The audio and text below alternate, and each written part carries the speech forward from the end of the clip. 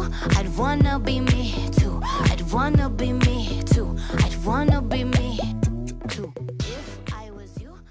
Hey guys, I'm here on the spot and I am so excited. As you guys know, I love empowering women. I think, you know, we could do anything we want in life. So I wanted to focus on showing the women in my life, in my business, that I admire, that I think that they're killing it no matter what, because things happen in life to all of us. But some of us get stuck and some of us actually, you know, just keep going and don't make it an excuse. So there's so many reasons why I want to introduce you to this woman that's next to me. Lisa Mejri is with me in the car. Hi! Thank you so much for being here.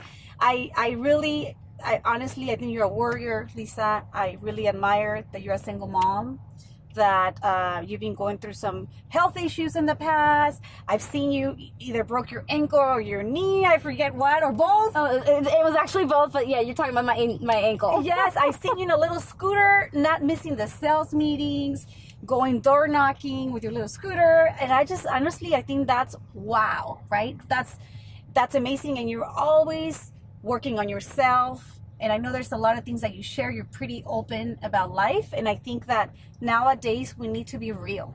Yes. I think social media just shows, oh, I bought a new car. Hey, oh, look at my watch. I had a new sale. Oh, yes. Right? Right. I have listens of this house. And yeah. And my objective on the spot now with so many empowering ladies that I have around me, I just want to make a difference. And I want to highlight you as a woman, and also things to show that we are all a work in progress. Absolutely. Still to this day we are. Even though I wish I could say it's just the man, right? We are a work in progress. And I think that if we could, you know, help someone out there, no matter the age, no matter your ethnicity, no matter where you are in life, no matter if you're stuck or you're at the bottom, that you're actually thinking, am I worth in this world? Or you are actually successful in business, but are you good with your inside? Are you really happy? Have you found your purpose? Right. Success is on so many different levels. Right? It is. So that's why I wanted to talk to you. It's just a conversation. And let's just hang out. Let's go for a ride. Yes. Let's go. Let's do this. Sounds good. Yes. Let's do, you know, this. I just came back from Hawaii and it just feels like, oh my gosh, I have to get used to the 3-hour difference. Get back in the zone and get back focused. Yeah. I'm kind of like, oh, chill, relax. I'm like, aloha. Well, you got to relax and get away. And that's so important. You know, we sometimes as women, we focus so much just on the daily tasks and we don't take time for ourselves. You know, Lisa, yes, right? We don't, you know, we're worried about the kids and our business and life and working out and staying healthy and everything and worrying about everyone that we lack taking care of ourselves. Yes. Which I've learned pretty recently we have to take care of ourselves before we can take care of anybody else. How did you said pretty recently you actually realized that you have to take care of yourself first. How did you realize that? I think I've realized that through just life in general, because I've been so much about taking care of the kids and making sure that they get where they have to go and making sure the house is in order and making sure that I provide for them and take care of them in every aspect of life, that I never really was taking care of myself. Yeah. That's why I broke my knee, and then my ankle, and then my toe, and you know, with having the diabetes, it helps with regards to all of that, just health in general. And then when my daughter graduated high school, I realized, I've done this. Yeah, she just graduated, and I've pretty much raised them. Now it's time for me.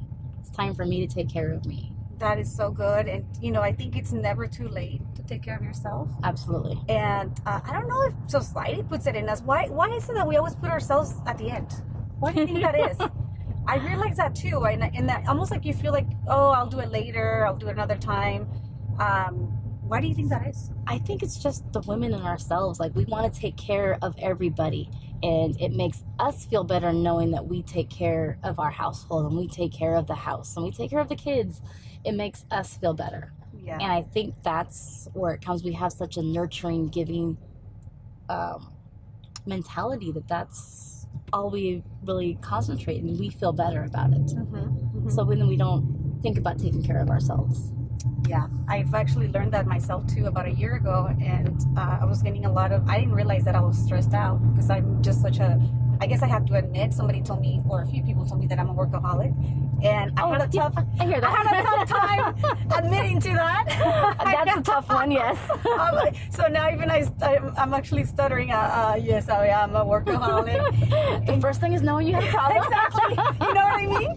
And I actually also realized, because I like to go into uplifting and seminars and all that stuff, and I went to Anthony Robbins, and this one catch my attention so much. He talked about that he likes to interview the most successful people in the world, and I think he says he interviewed like 100 of the most successful people in the world, and he says that he realized that most of them, if not all of them, focus on financial success, and they were lacking so many more of life, because financial success is amazing, and we're in sales, right? So it's part of us to support our families.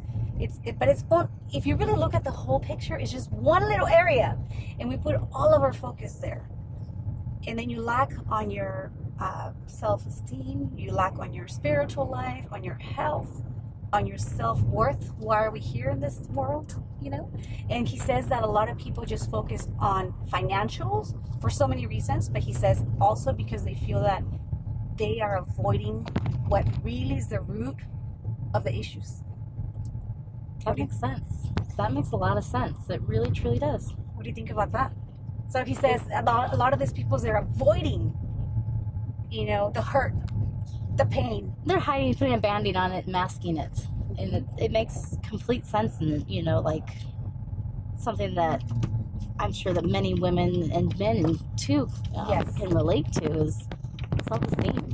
Yes. That's huge. I know that I've, over the years, have had to overcome, and still to this day, have to overcome on a daily basis self-esteem issues, you know, from growing up from a relationship where my parents divorced when I was 12 and going into junior high at a critical age, and, you know, having people in my life just put you down and belittle you throughout, you know, because kids are mean, and, you know, it's just life in general. But having that happen, it was a constant struggle. And so not having that, I really put pressure on my self-esteem and myself. And then getting into relationships with men over the years, you know, being a single mom and having an abusive relationships, one after the other, whether they're physical or mental, and having them constantly say, you're not good enough, you'll never amount to anything, you have 2 kids, you have baggage, you have this. It's always been a constant struggle, and I'm sure many people can relate to that. I'm sure you've overcome so much as well, haven't you, with regards to self-esteem? Yes, self-esteem, and like you're saying about abuse. And actually, I was looking at something on social media. There's all kinds of abuse, right? So physical, mental, and I think most families out there, I'm also learning that there's a lot of dysfunction and we don't talk about it. And I think it's good to talk about it, because we could change anything in our mind, right? For ourselves, for our kids, for our future generations. So I think you and I were talking that maybe there's so many other women out there that had dealt with it personally, or they had witnessed it. And I think it's good to be real, you know. So I really appreciate you saying that, because when you shared with me that you had relationships where they were abusive, and I told you I live with that type of relationship growing in my family, and it could kind of like stab you a little bit, it could scar you a little bit, and that's when you start doubting, should I be happy? I don't know about you, but sometimes when something good happens to me, and I've been so much better because I've been paying attention to that, but when something good will happen to me, I was always expecting, wait, why? Right, yeah, there's something behind this. Something's going to happen that's going to make it worse. Like, it's good now, but the self-esteem that I've had to overcome, I know that I have deep down a fear of success. Like, everyone says, you're so successful in this and that, and I still, to this day, I don't feel it. Like, I'm like, okay, my daughter graduated high school, she's excelling, you know, she's engaged, and my son is picking up a new sport at 14 years old and is excelling at it, loving football now. And so I have, and my business is going well, you know, and I'm able to do so much more than I could when I first started, but I still deep down internally struggle and battle and know, like, okay, is it all going to be taken away tomorrow? Yes. Like, that's like the biggest fear, and knowing that it's like, I don't think I'm successful. And that's something that I'm sure so many people can relate to, and so many people can understand that. Yes.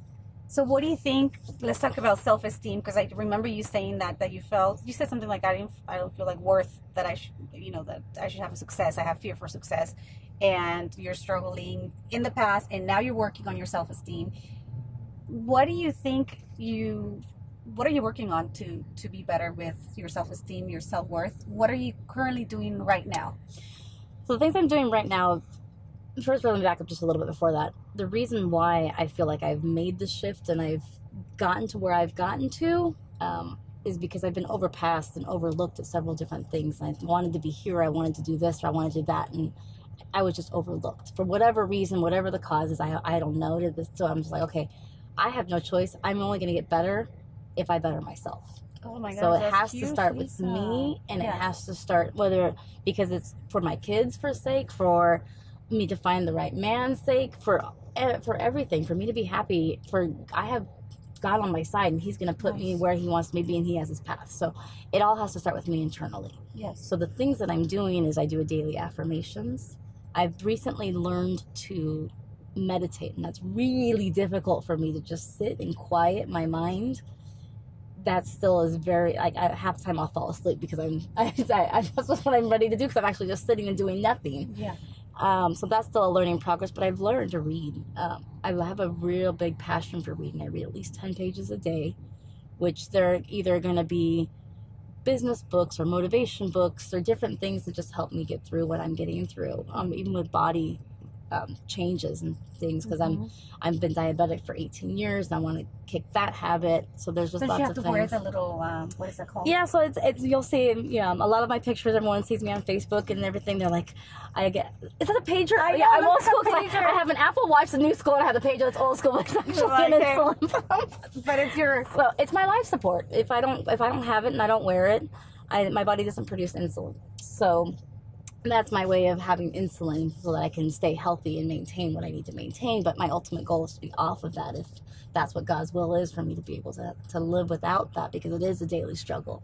It is a constant battle. I can eat the same thing, do the same thing at the same time, and take the same amount of insulin and still have different results. Wow. But I've going back to the things that I'm doing is, I work out on a daily basis, so that I've found that when I do work out, not only does it help me mentally be clear, but it also helps generate my blood sugars where I want to be. So it all kind of comes together. And those are the main things, just focusing on me. That's why I said, when we started this conversation, was we don't take care of ourselves. Yeah, we don't. And if we take care of ourselves, I've learned that recently, I take care of myself, everything else comes full circle. Yes. And I'm seeing that firsthand, because I just started losing the weight about a year ago, and it's not that I was really a ton overweight. I wasn't fat, but it was just that extra access that I had gained when I which broke was my 30 knee. pounds. 30 pounds. Okay. Yes. That shows a lot of determination, and I see you check in on Facebook, so that's legit. Every once in a while I check in, like 5 a.m. or something, right? Something I do that with the boot camps, yeah. Yes. Every once in a while I'll check in, because I don't want to be the person that always checks in at the gym every time I go, because I'm like, they don't even know every time I'm at the gym. Yes. So actually, and to go back, and you're in a great path, and I think I've seen such a change on you in the last year. So actually, that's what I noticed, even on your, like, the way you will project yourself to others. I felt like you were a little bit more shy, or you doubted yourself to say something, or I noticed that from a year ago to now. And then I noticed that you started going to the gym. Then you started doing videos on social media. I love doing videos. Didn't you say that you were like, oh no, I can't do that? I was doing all this stuff that you were not doing in 12 months. How things could change. It really is. I'm looking back because I went, I'm very involved with CAR and being a director, and we go up every year to fight for and protect home ownership. And comparing my May of 18 and my May of 19, I'm like, wow, that was a drastic change. It's a drastic change. And it's amazing what can be done in just a year. Of, yes. Like Darren Hardy, I think it was Darren Hardy in his book was said, the compound effect. Yes, you do just Hardy. one thing at a time, one little change that adds up over time, and it's so true.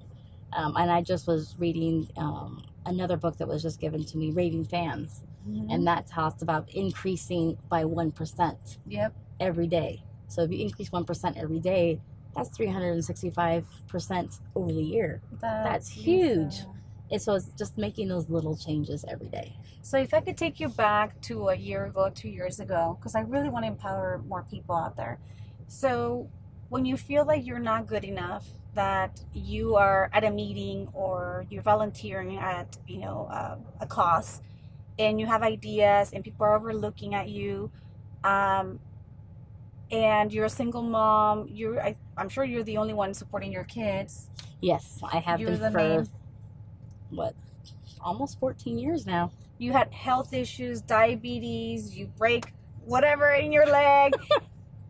That moment, and what drives you to make all those excuses and quit and gain more weight,